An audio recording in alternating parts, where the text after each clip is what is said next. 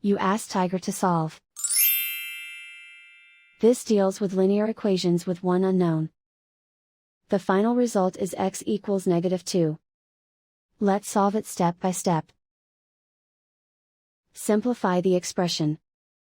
Expand the parentheses. Multiply the coefficients. Simplify the arithmetic. Group like terms. Combine like terms. Group all constants on the right side of the equation. Add 1 to both sides. Simplify the arithmetic.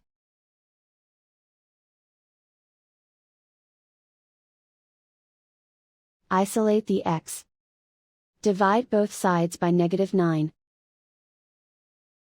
Cancel out the negatives. Simplify the fraction. Simplify the arithmetic. Find the greatest common factor of the numerator and denominator. Factor out and cancel the greatest common factor. And so the final result is x equals -2.